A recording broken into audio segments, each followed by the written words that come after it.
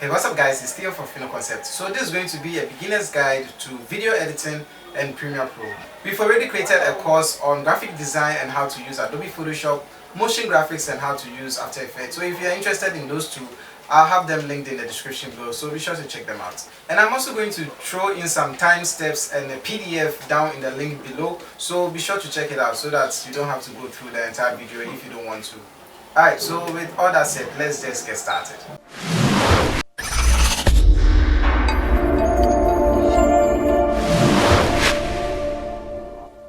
Welcome to Videoo Concept. Click the subscribe button and hit the bell icon so you don't miss out on any of our future videos. Alright, so let's go ahead and open up our application. For this tutorial, I'm using Adobe Premiere Pro 2019. Now this is the home window. If you had any other projects you opened previously, then they are going to show up here. But since I don't have any project, I'm just going to click on Create New. Now for a new project, you go ahead and add in a name. So let's just call this Premiere Tutorial. Now you have to select the location in which you want to place this. So I'm going to leave mine at the default, which is just in my documents, Adobe and Premiere Pro 13. So that's where I'm going to leave mine. You can also just change yours to desktop and everything is going to be saved at the desktop. Alright, now the next thing is under video rendering. Currently I just have mine set to GPU acceleration. In case you have any form of NVIDIA graphics or Radiant graphics, you'll be able to use the CUDA acceleration. But in my case, I don't have any of that. It's just integrated, so I'm just going to be stuck with GPU acceleration for that. And video, everything else, I'm just going to leave it as they are and click on OK. Now for the new version, that is the 2019 version, you have, apart from these four windows, you have another window that is the Learn window, instead of the more traditional pop-up that usually comes at the beginning of loading up Premiere Pro. So apart from those three videos where you'll be able to watch tutorials, you have this Learn tab, which I'm just going to close. So before I do that, I just want to talk about the interface of Premiere Pro. So for the basic ones, that is the information at the top, the tools for every software you see. So we have the file where you can create new projects, we can close them up, we can just exit and all of that. We have the edit, we have the clips, sequence and all of that. I'm not going to be going too much into them. What I'm more concerned with are from learning, we have the other window, that is the assembly, we have the editing window, we have the color window, we have the effects window, and so on and so forth. So if you go into the learning window, that is the default when you start up using Adobe Premiere Pro. I'm just going to close some of these up because I don't think I'll be using them, especially when it comes to the learning. So to close them up, you have these three strips of lines. You just click on them, you go to close panel, and it's just going to close that for you. Now in case you have something like this, but there's something you want to add in but you can't find it, just go to window and make sure that that particular item is checked. So if I click on something like essential graphics is also going to pop up here. The same way you can just do that for as many things as you want, like numerical color, which we'll be talking about when we get to color grading. So if you don't want that, you can also just close that panel and right click and close that panel as well.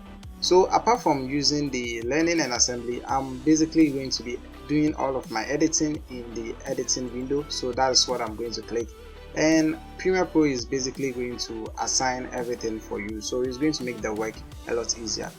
Apart from all of these two, when we come to the lower bottom left side, there are these other tabs. I have never found a use for them, but they are there, so I'm just basically going to close them up and just leave everything like this. So I'll basically have just two tabs here, that is the project window and the effects window. You can leave yours just like how mine is, or you can just leave them the way they were previously.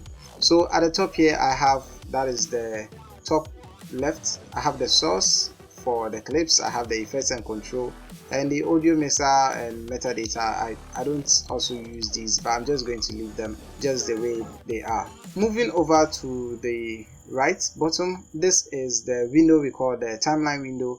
This is where we click and drag our videos in here so that we can play them through the playhead and basically we can move back or forth from our video. So if you are used to After Effects or Photoshop, I've talked about this in our previous videos. The last one I'm going to talk about is going to be the program window. This is where our final video is going to show. So whatever you do inside the timeline or inside the project, or whatever effect you apply over here, you'll be able to see them at the top right inside the program window. So basically that is it for all the 4 windows. And apart from that too, you have all of these options right here. So these are for the tools. So we have the move tool, we have the, sorry, it's not the move tool, I'm still used to Photoshop words. So this is the selection tool, we have the razor tool, we have the pen tool, we have the text tool, the hand tool, and so on and so forth. We'll be diving into more of them when we get to tools. So let's go ahead and import some media. So if you want to import a media, you can basically just double click over here. Once you do that, you have your file explorer popping up. Then you can basically just select whatever video you want to use. So if I want to use this video, I can click on OK, but that's not what I'm going to do. That's the video I'm recording at the moment.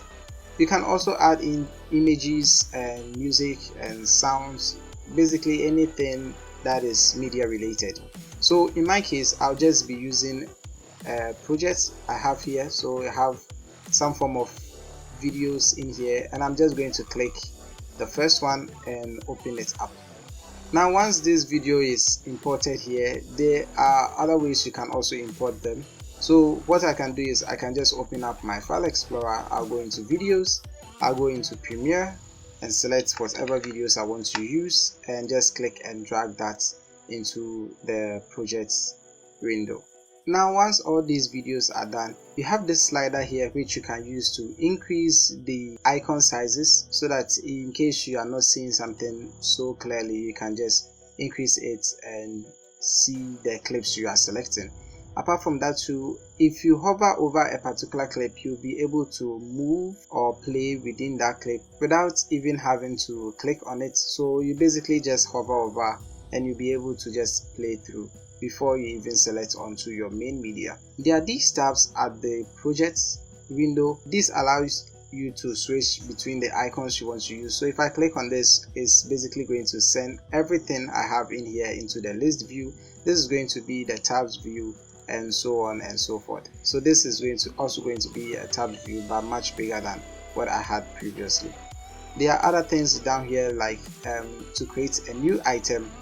Basically the only item I'll be creating apart from the bars and tone is the adjustment layer, but we'll be diving into the adjustment layer when we get to color grading. Apart from that too, you can also create a bin. A bin is basically a folder in which you can place more videos in there. So if I have a bin 1, I can just select these videos and I'll click and drag them into that folder. So if I close them up, you can see that everything is in there like so. I'm going to hit Ctrl Z to just undo that for now. So basically that's it for the project window. Now let's go ahead and create a sequence. So to create a sequence, you just click and drag a video from the project tutorial and just place them in here. It is not compulsory that you always have to drag from here. In case I had a video from here, I can just also click and drag and place it directly onto the timeline like so. But since I already have this video imported, I'm not going to be doing that. So you can see if I move through this playhead, I can actually play the video, and I can also just skip to the beginning and just use this play button to play the video the way I want. Now before we continue, I just want to talk about each video and the effects you'll be able to use. So when you right click on a video or an image or whatever it is down here, there are a bunch of things you can do. So you can cut, you can copy, you can remove attributes. Attributes are basically the effects you apply onto a video. You can also nest it. The nesting is if you have 3 or more videos that are together like so, you can just nest them up. Right click, go to nest after selecting both of them. So this is going to just merge them up as one single video. This is more or less like grouping in Photoshop or any other software that is around.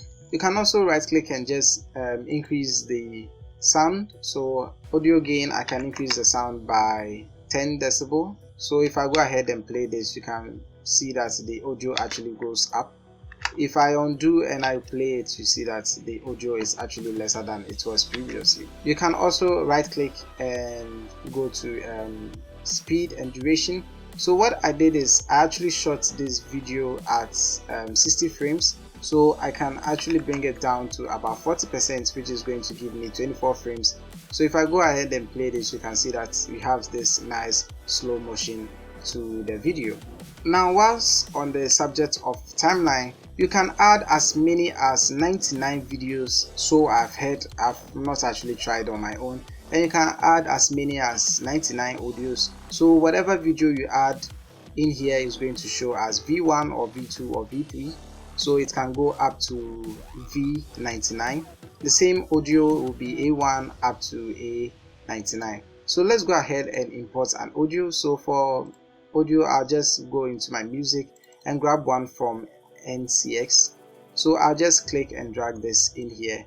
Fortunately or unfortunately for me, this is actually an audio which comes with video. So if I click and drag it onto my timeline, you can see that the video is on top and we have the audio here. So if I go ahead and play this, you can see that the audio comes in like so. So normally what I'll do is I'll right click and go to unlink. So this is going to unlink the video from the audio, and I'll just go ahead and delete the audio using the delete key on my keyboard. Once I've done that, I'll just click and drag and put this audio just at the beginning, and probably delete this original audio also.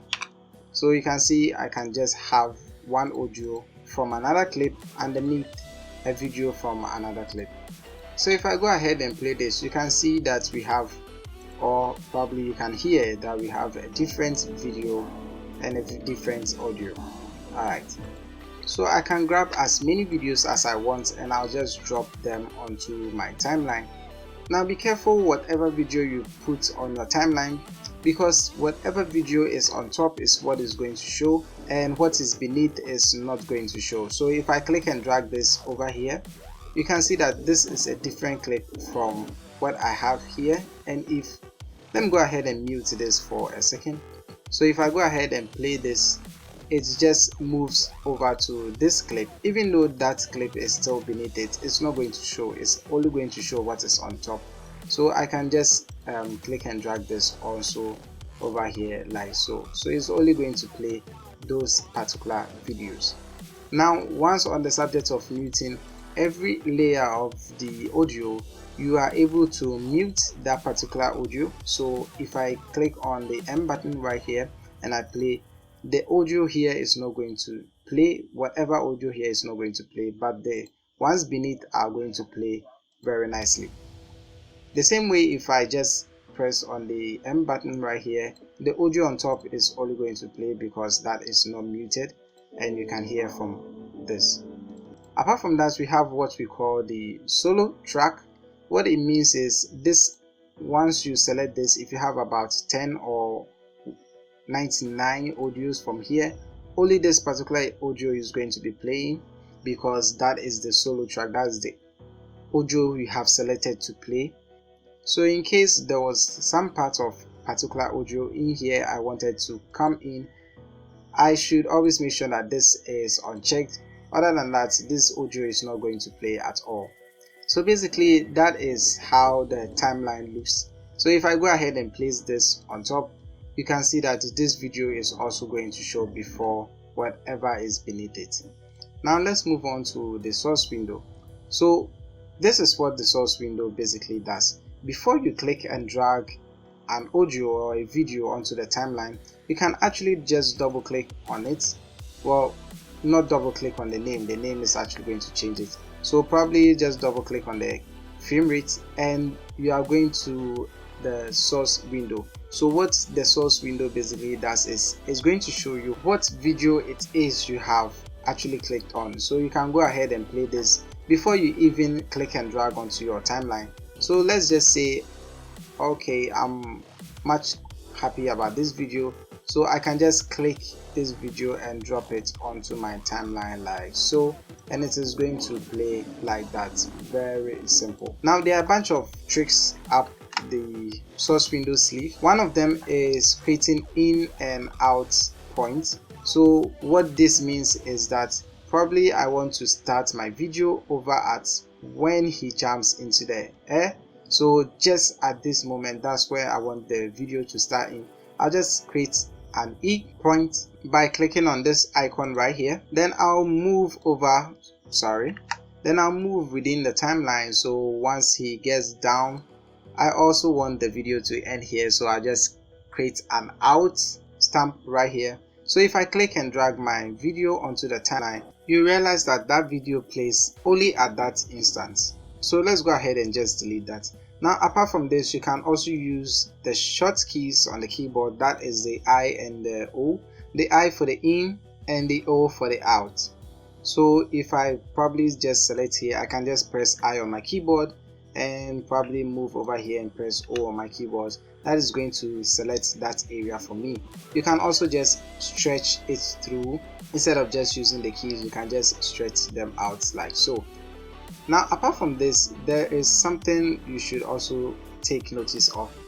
Instead of just clicking from over here, I mean the center of the source window, you can also click one of these two. So if you want to just import the video, you click and drag from here. So this is also going to import just the video without any audio. You can see that this is the video and it doesn't come with any form of audio file right next to it. The same way, if you just want the audio, I can just click from the audio and I'll just place it somewhere here. So basically this makes it a lot easier rather than just clicking over here. So this makes it a whole lot easier in case you just want one media like the audio from the video or the video from the audio. Instead of just clicking and dragging onto this area, after that right clicking and going to on link, then selecting which particular media you don't want and deleting it, you can just click the audio or the video from here, and that makes it a whole lot easier for you. Now since we are still up here, let's talk about the effects and controls. So you go ahead and select a particular clip you want to use. You move over to the second tab, which is the effects and controls, and you are greeted with a bunch of other options. So you have the position, we have the scale, we have the rotation. Basically we have some options we are already comfortable working around. So if I go ahead and select this clip, which is showing at the program window at the moment, I can go ahead and reduce the size. So currently set to 100%, so I can make it about let's say 70%, and you can see that it shrinks down to that 70%. The same way, I can just click and drag to position it wherever I want. This is quite good in case you have about two videos and you want to show one larger than the other. So if I go ahead and click this over here, I can actually make this smaller and place this somewhere around here, just working around the X and the Y axis. And you can see these two videos can play simultaneously, with one at the corner and one at the full screen. Apart from the scale and position, we also have rotation, where you can just go ahead and rotate the image, but I'm not going to do that for my video right here. And we also have the opacity. The opacity refers to how opaque this video should be. So currently it's set to 100%, so the video is 100% opaque. If I go ahead and change it to about 50%, you can see that it's just 50% opaque. It is there, but you can hardly notice. Now allow me to quickly undo all the changes I've made using Ctrl Z several times. Alright, now I'm going to click and drag back to the beginning like how we had previously. Alright, so we noticed previously that this clip and that are quite identical. So what I can do is, now I've made some few changes to this clip, which is hovering over here. What I want to do is I want to have this that same settings for this clip, which is beneath, to be applied here. So I can basically just right click on that clip I want and go to copy. Now I'll select the clip I want to apply this effect on it, right click and go to what, paste attribute. Now I can just go ahead and select all the attributes I want to use and click on OK. Now you notice that it pastes that exact attributes onto it. This applies to everything else in case you want to have some form of text, if in case there was some form of drop shadow, you can just copy and paste it on whatever layer you want, just like layer styles in Adobe Photoshop. So still within the effects and controls, I want to talk about keyframes. So let's just say I want to make this video smaller, probably around this area, so that I'll be able to show, sorry, I should bring it here, so that I'll be able to show what is beneath it. So this is quite huge. Right now it is covering the entire video, so probably around here I want to make it smaller so that I can show this video as well. So I'll select this video, move to the effects control, and I'll create a keyframe for scale, and I'll create a keyframe for position. So I'll move to the beginning of the beginning of the clip actually, and I'll create a keyframe for both position and scale, and I'll move to right around somewhere here, and I'll reduce the scale to about 50, and I'll change the direction or the position.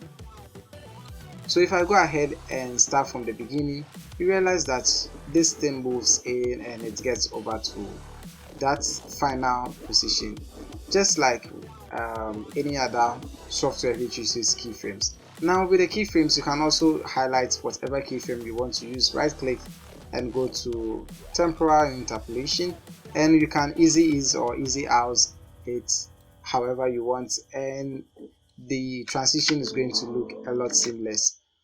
Alright, so basically that is it for the effects. There are a bunch of effects you can apply onto a layer, like the numeric color, the crop effect. So to do that, you just go back to the lower left.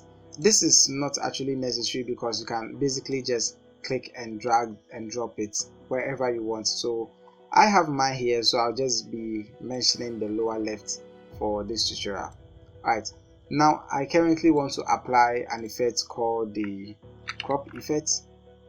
So if I just highlight whatever image or media I want to apply this, I can simply just double click, and if it is not highlighted, what I can do is I'll just click and drag and drop it onto it. Now you realize that once I do that, I have another option under the effects controls, which is crop. That is what I just added. So for the crop, I can just cut the left side by 50%, and you realize that that applies to the effects or the media, sorry. I can also just make it 20, and for the top I can just crop it out like so. So whatever effect you want to apply, you just apply it onto the layer, and it is also going to show from here. So if I go into video transitions, select additive resolve, I can just apply it onto the clip like this. I select that fading, and you realize that it pops up at the effect controls of that particular video. So if I select a different video, you realize that that effects and controls changes. Basically that is it, as simple as that. So if you want to make a video out of this is the beginning, and basically that's it. Alright, so we already have our effects, we are done with our video. Now I'm going to add in some few other clips like these, and I'll just place them over here. Now there's something I'm quite fan of using, that is there's no clip here, that is why it's still black, so I'll just click and drag this over here. The option I like using is called the ripple delete. So what it does is, if you have a clip that is missing over here, you can just highlight that area, right click and go to ripple delete, and it's going to just delete that part, merging whatever video is next to it, right next to the previous one. Now we can also use this slider to increase how much we want to see inside our work. So I want to be able to see just a few. Now all along we've just been using the selection tool. I'll quickly just brush over the eraser tool, which you can use to cut certain portions of a clip, whether it's being video or audio. You can just use the eraser tool to cut them up, and you go ahead and select whatever part you want and just delete it if you want to delete it, or move it around if you want to do that as well. Apart from all this, you can also add in some form of text using the type tool. So with the type tool, you don't have to click on the timeline, you just click on the program itself, then you type in whatever you want to type in. So I'll just call this tutorial. Now once I've done that, I can highlight everything, go into the effect controls where we have the text. I'll make sure I click on this arrow to show all the text, and I can go ahead and basically change it to whatever text I want. So currently I'm just using the Tahoma bold, and you can go ahead and also align it. You can go ahead and increase the font size, but I'm just going to leave it at 100. And the fill, I'm going to select black for that. You can also add in a stroke and select a color for that, but I'm just going to leave it like this. So everything here is quite simple. You can just go through them. I don't think I have to talk about them that much. So let's just say I am done with the video. This is our final work. Some guys coming in. Now the word tutorial, I don't want it here, so I'll just go into FX and I'll change the position to probably around here and place it somewhere around here, and probably just make it smaller also. By 85 should be just fine. So if I go ahead and play this, let's see what we have.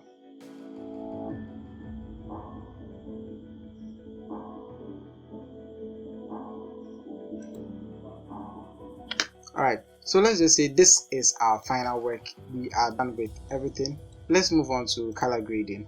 So to apply an effect onto a video, the best thing is to create an adjustment layer. What this does is you can apply whatever effect you want onto that adjustment layer, and it's going to show on the video without affecting the actual video. Now this is what I mean. I'll go ahead and create a new item. That item is going to be called the adjustment layer, and I'll just click on OK. Now I'm going to click and drag this adjustment layer on top of my video and just stretch it out. But for now, I'll just leave it probably somewhere around here so that I can tell you the difference or show you the difference. So I'll move over to the beginning, that is for the adjustment layer. I'll go to the effects and controls, the effects tab. Now there are a bunch of presets you can use. There are a bunch of geometry presets you can use. When you go to cinematic, you see that anytime you click on one, you can see whatever it does. So if I click and drag this onto it, you realize that the image or the video changes to that color. Now this is what I mean. If you apply it onto the adjustment layer alone, you can at any point in time just delete that adjustment layer without it affecting the actual video. But just imagine I clicked and dragged this onto the video itself. Now it is stuck with the video. I wouldn't be able to correct it in case I've saved this and I can't undo. I wouldn't be able to correct this. I'll have to delete the video and redo everything all over again. Alright, so I'll bring back my adjustment layer. So usually I don't use these geometry presets. I create my own. So I'll go ahead and delete that old one we just had. So on the subject of color grading, this is what I do. Once I have my adjustment layer selected, I'll go to effect and I'll type in geometry color. So that is spelled this way. Now color doesn't come with a U, so this is basically American version. And I'll click and drag it on top of my adjustment layer. Now you notice that when I go to the effects controls window, I can find it in here. So what I do is I just go into basic correction and I turn the temperature down to -10 so that I get this bluish looking color. You can see if I turn it off before and after, this is what I get. And I turn the exposure up, sometimes 0.2, sometimes 0.3, depending on whatever video I'm editing. The contrast is always set at 5, and the highlights usually I turn it down to about -10. The shadows I crank it up to 5, the whites -5, and the blacks also at 5. This is basically the settings I use for most of my videos. And the saturation, I just leave it at 0.5. Sometimes, just sometimes, I go into the curves and I turn the curves down just by a little bit. This is mostly what I do when I have an overexposed video, so I just turn it down just by a little, so that the image can look a little bit more vivid than it actually is. If you want to dive into more settings, you can also do that, but I'm just going to leave mine as that. That is, if you want to go into the color view, you can check the shadows, and the shadows you can give them a specific color, say blue, so every shadow in that video is going to look bluish. The midtones is going to look whatever you want it to be, so you can set it to yellow or some orangey color. And for the highlights, which are the blown out parts, you can also set it to a different color, so something like this should be just fine for you. So whatever being the case, however you want it to be, you can just do that. And this is the before and the after. This actually looks quite good, I must admit. I wasn't even expecting it to be. So you can see my computer is having troubles trying to keep up. Alright, now notice that the adjustment layer is just here. So if I move over here, you can see that the video plays, or the video is showing alright, but it has no effect on that. So if I go ahead and play this, you see that the adjustment is applied on it like so. So I can just stretch this out to cover the entire video, and when I go ahead and play it, it's going to play on top of the entire video like that. Very nice.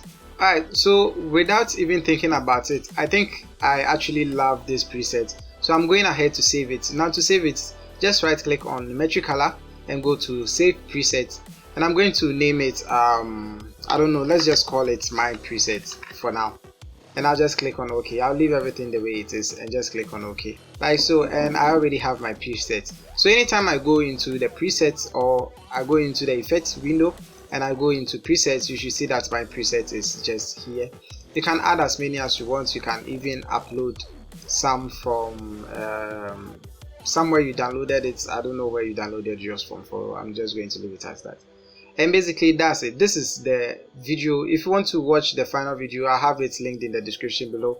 It's to my other channel, the Theolabi channel, so that you can also enjoy, or probably just subscribe from there as well. Everything I do there is quite different from what I have here. So once this video is done, you can go to File, you can go to Export and click on Media. This is how to export whatever video you have here as a final video. Now once you are greeted with this window, what I usually do is I just click on the first checkbox right here, which is Match Sequence Settings. This is just going to pick all the details from whatever sequence I have here. So you can see that it's a 720p video, and basically everything else I'm just going to leave it as that. You can also go into the effects. If you have a LUT or a numeric look you want to add in there, you can just add it from here, but I've already created mine and I'm okay with that. So the output name, you can also click and change it to whatever you want. I'll call this tutorial and just click on save. Now the name is going to save as tutorial once I render it out, and I'll also set this to use maximum render quality, and basically that's it. I'll just click on export to export the video. Now this usually exports the audio first before it starts with the video, and once it's done, it's just basically going to merge them together and you'll be able to play the entire video with the audio as well. And it's done. So let's go ahead to view our video. I'll open up my file explorer and navigate to where I have my video saved. So in my case, I'm just using the default like so, and this is the video. Currently you can see it's around 540 megabytes. So what I do usually is just open up Media Encoder and render the video out using Media Encoder. It's going to render out as an MP4, which I prefer much better as compared to this MXF version. So in Media Encoder, I'll just add in that particular file. I'll just click and drag in like this. So I just go ahead and add in that file. It should be at Adobe Premiere Pro. You select it, you open it up, then you just render it as that. Or better still, you can even just pick up the video, paste it in here, then you render the video itself. Alright, thank you guys for watching. If you like this video, please give it a thumbs up. If you like to watch more of our videos, hit that subscribe button, and as always, don't forget to share it with your family and friends. This is Theo from Videoo Concept, and I'll talk to you guys in the next one.